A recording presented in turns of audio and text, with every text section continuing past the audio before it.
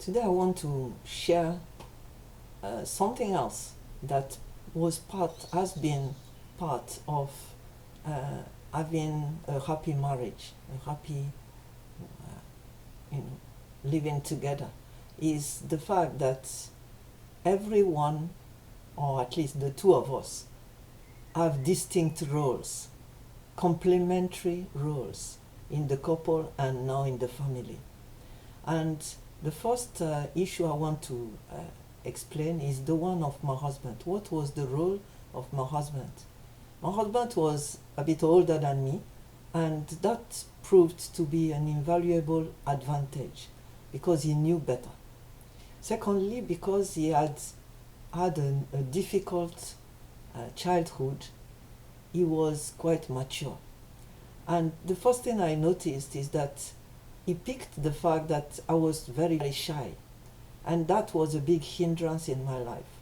And the first thing he started filling me in was that I was valuable, that I had a voice, and that I should speak out if I need something or I felt that there was an injustice. I needed a pepper. That time we were just together in the university. I needed a pepper from the administration, and I was petrified at the idea of going there to ask. And he said, yeah, why? Just go. So I started building confidence. The second thing he did when I was preparing to travel to Nigeria before him, because he was to stay 3 months more in France before returning, was to give me advice. He didn't talk about the climate, in fact. What I remember he told me was to buy a typewriter, that I would need it. That time, the typewriters were not the kind of we know before. Now, with computers and all. It was just a clink, clink, clink typewriter. And I told him, I don't know how to type. He said, no, that's not a problem. You learn. Just go and buy a computer. So I did. And I traveled with it. I keep it as a museum exhibit now for our grandchildren. And actually, I ended up typing my whole PhD on it, and all my mimeographs, all my documents, the ones that I gave to the students in the course of the class. So that proved invaluable. If I had not got that, I don't know what would have happened, but my husband always laughs that I just said yes and bought it. I didn't ask many questions. And why? Because I trusted him. And another thing I found was he was in front when it turns that I need advice for anything. For example, at the beginning when I was alone, I had problems with housing, and we were housed by the university. So I had to go to the housing committee and, sort out the problems. I didn't know how to do it. I had absolutely no idea. And he drafted a big letter for me. And of course, he managed day-to-day English better than me, because I could speak, but my English was very a scholar's English that I learned in the university and school. Not the kind where you talk about, housing and things like that. So it helped me tremendously, and it had a weight that my own tribe could not have got. He was also a constant support. When I lost my grandma, before ever we were married, I got a letter that was announcing her passing away, and I was completely broken. I loved her so much. So all I did was, I didn't know people really, so I just took a bus and went to his station and told him, and he comforted me.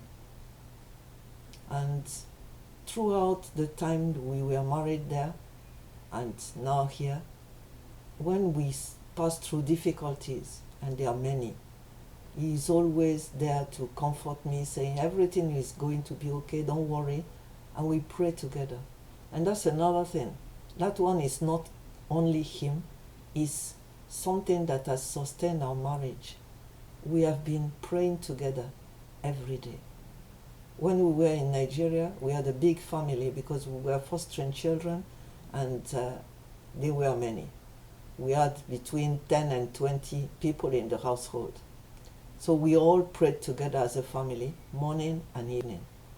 And then when we came here and we had shed that fostering, we were only here with our children. We continued praying. And now we are all alone, two of us, and we continue praying before we sleep. Because it's such an important thing where we share. And you know, if you quarrel with someone, there's no way you can pray with a person after that. So it makes sure, it ensures that we are at peace with each other. And we continue trusting each other, and we know that, like God said, you know, a cord of three is not easily broken. So two of us and God makes three, and it's really good. Another thing that my husband has been doing, he has been protecting me. When we met our Nigerian family at first, some people were feeling a bit unsettled because it was a very traditional family. There was no foreigner in that family. It was something new. And someone said, what if it's, you know, I don't think he finished the sentence. And my husband is always telling me, that he still remembers that he told them, if you don't like it, I'll go with her. And they said, hey, God forbid. So that was the end of it, you know.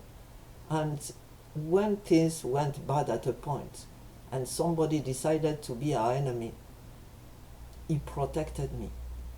There was a couple in the neighborhood whose husband welcomed family members to beat his wife regularly. And she came from somewhere else. She had no family. Just like me in Nigeria, my family was back in France. But I didn't need their support. Thankfully, you know, my husband was there, and that was sufficient for me. I never needed to call my mom, hey, or school, you know, help. No. My husband always protected me. Even when one time we were on our way to maternity, 70 miles away, and the car broke down, and my husband was a bit worried. But he still helped to stop a car, a vehicle, that helped us repair the tire puncture. So he's always protected me. And I'm glad I have his name. So I don't need to present my name to people. When I present my name as Ugo Chukwu, it tells people the person responsible for me, my protector, my guide, my everything is my husband. So yes, I'm a full, respectable person, but I'm not alone. I have a back. Yeah. Another thing he did was to advise me and support me. For example, when I wanted, at a point, he started telling me that I should learn how to drive. I just didn't want to learn how to drive. I told him, no, all I want is a bicycle. And he refused. He said, you must learn how to drive. And he made me learn to drive. He took me to his school where he was teaching after class, and we used to run around, and he taught me how to drive. And immediately I was okay and got my driving license. He fell sick and he could not drive anymore for some time. So that was really an insight.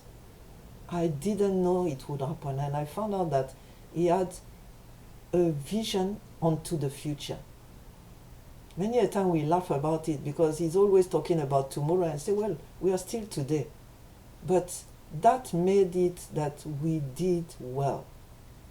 Because thankfully, I submitted to his suggestion, learned to drive, and then I could carry him around, and I also needed the car to fetch water because there was no water in the house.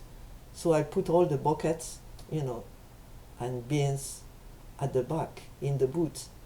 If I had not got my driving license, that would have been calamitous. And I found out so many times that he had that vision. So he could say, this is the way, this is what we should be. For example, when we went to sabbatical, I didn't want to tell my family because I was a bit worried. They had told me not to come, that I didn't know that life in France would be difficult. But he said, no, you have to tell that you are coming. And I did, and that proved also, again, a bonus. So it's very important that the husband takes his place, the wife takes his place, and that they work together. And trust is at the center. Very, very, very important. Crucial. Bless you.